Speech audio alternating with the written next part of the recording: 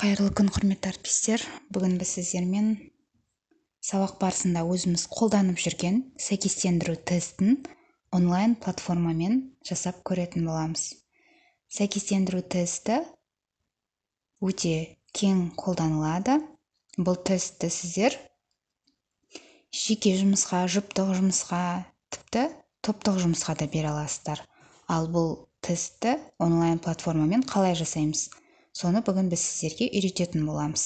Ол үшін Интеракти онлайн платформасын пайдаланатын боламыз. Интеракти онлайн платформасындағы өз аккаунттарыңызбен кіріп жұмыс жасайсыздар. Мінекей бұл Интеракти онлайн платформасының жұмыс аймағы болып табылады. Осы жерден создать батырмасын басамыз. Создать проект с нуля. Все блоки баратын болсақ, осы жерден шаблондар шығады. Сол жерден сопоставление шаблонын таңдаймыз. Осы кезде сіздерге әртүрлі жасалған дайын шаблондар шығады. Осының ішінен өзіңізге қажетті шаблонды таңдап аласыздар. Мысалға, мен бірінші шаблонды таңдаймын. Және редактировать батырмасын басқан кезде осындай терезе ашылады. Осы терезе арқылы сіз осы шаблондарға өзгеріс енгізе аласыздар. Яғни бұл жерде бірінші сұрағы екінші жауабы ретінде жүреді. Бұл сіздер сұрақты мәтін ретінде, сурет ретінде, немесе дыбыс ретінде қоюларыңызға болады. Жауапты да дәл солай мәтін ретінде, сурет ретінде, немесе дыбыс арқылы қоюларыңызға болады. Енді мен сіздерге бір тапсырманы жасап көрсетейін. Ол үшін мына жерге мен мысалға текстті жазайын. Бір компьютердің құрылғысын жазамын.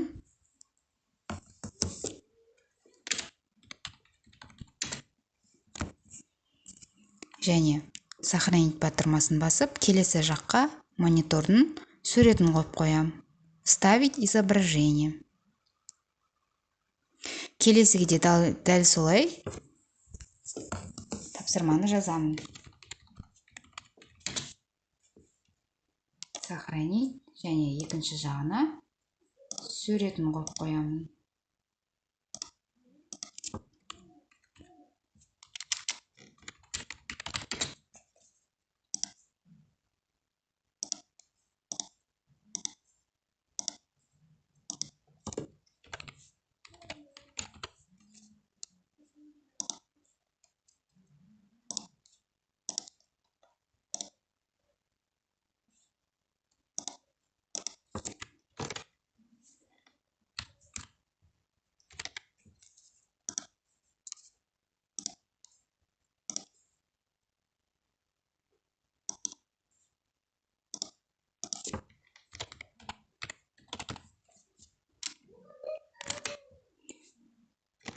Неке осылай өзіңіздің тақырыбыңызға сай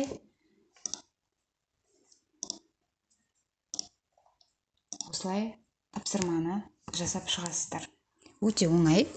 Және пары шаблондарын өзгертіп алғаннан кейін результат батырмасына барамыз. Ол жерде сіздер оқушыны мадақтауға, бағалауға арналған сөздеріңізді жазсаңыздар болады. Мысалға, жарайсың.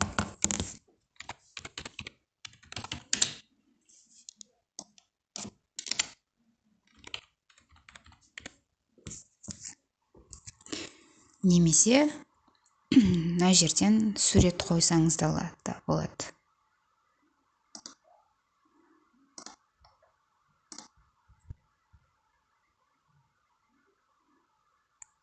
Енді сохранить батырмасын басамыз. Сол кезде біздің тапсырмамыз сохранить етілді.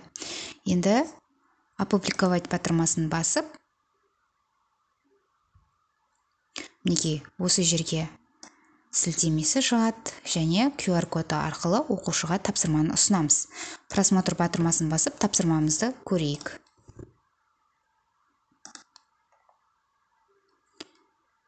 Бастау батырмасын басамыз. Мінекей бұл жерде сіздерге оқушыға уақыт қоюға болады. Мына жерде 30 секунд уақыт берілген. Сол уақыт аралығында оқушы тапсырманы орындап болу керек. Мысалға, монитор сәйкестендіреміз. Пернетақта.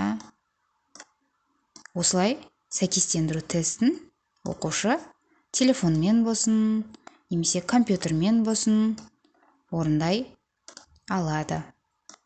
Өте керемет тапсырма. Уақыт өткеннен кейін, егер уақытқа үлгермесе, осылай біздің тапсырмамыз жабылып қалады. Енді тез орындап көрейік.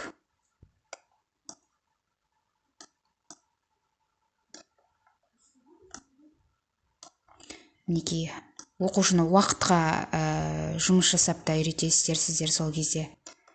Осылай үйретсеңіздер, өте осы платформаның өзі уақытты бәрін қойып береді.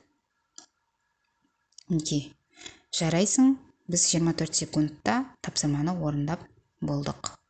Оқушыға телефонмен де орындатсаңыздар болады, немесе компьютер арқылы, немесе интерактивті тақта арқылы орындатсаңыздар өте керемет болады. Осы платформаны сабағыңызға пайдаланып көріңіз.